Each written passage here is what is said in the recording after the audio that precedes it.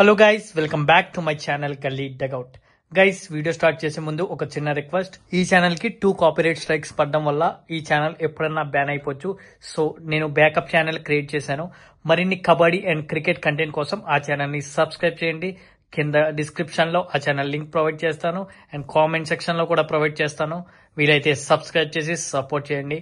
Let's get in to the topic.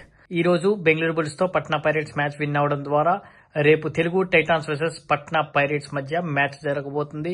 ఇది do or die match గా చెప్పుకోవచ్చు. Telugu Titans ఈ మ్యాచ్ లో గెలిస్తేనే పునిది పల్టాన్స్ తో తలబడే అవకాశం ఉంది, లేకపోతే ఇంటికి వెళ్లిపోయినట్లే. సో తెలుగు టైటాన్స్ ఈ మ్యాచ్ ని చాలా జాగ్రత్తగా ఆడాలి.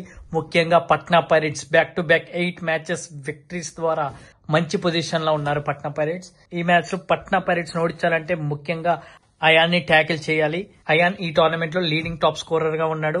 అతన్ని ట్యాకిల్ చేయాలంటే సరైన వ్యూహం రచించి తెలుగు టైటాన్స్ రావాల్సి ఉంటుంది. అయాన్ లెఫ్ట్ రైడర్ కాబట్టి శుభం షిండే చాలా జాగ్రత్తగా ఆడాలి. మనకి లాస్ట్ మ్యాచ్ లో ప్రతి ఒక్క డిఫెండర్ కి బ్యాకప్స్ దొరికేసినట్లయింది. శుభం షిండే ప్లేస్ లో శంకర్ గదయ్ ఆడుతున్నాడు.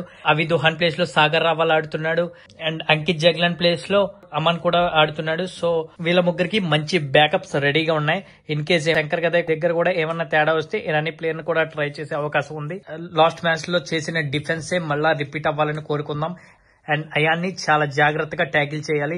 శుభం షిండే కూడా చాలా ఎక్స్పీరియన్స్ డిఫెండర్ కాబట్టి ఈ మ్యాచ్ లో అతన్ని ఆడిస్తేనే మాక్సిమం విజయం సాధించొచ్చు. ఇంకొక రైడర్ అంకిత్ రాణా ఉన్నాడు. అతను కూడా లెఫ్ట్ రైడర్ కాబట్టి అక్కడ కూడా శుభం షిండే మీదే భారం పడిపోతుంది.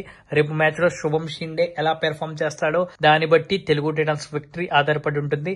And our raiding department Vijay Malik, Bharat Hooda రేపు కూడా వాళ్ళిద్దరూ షైన్ అవ్వాల్సి ఉంటుంది.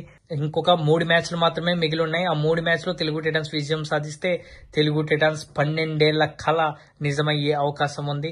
సో తెలుగు టైటాన్స్ చాలా జాగ్రత్తగా ఆడి రేపు మ్యాచ్ గెలుస్తారని ఆశిద్దాం. ఇలాంటి మంచి మంచి కంటెంట్స్ కోసం నా ఛానల్ ని సబ్స్క్రైబ్ చేయండి.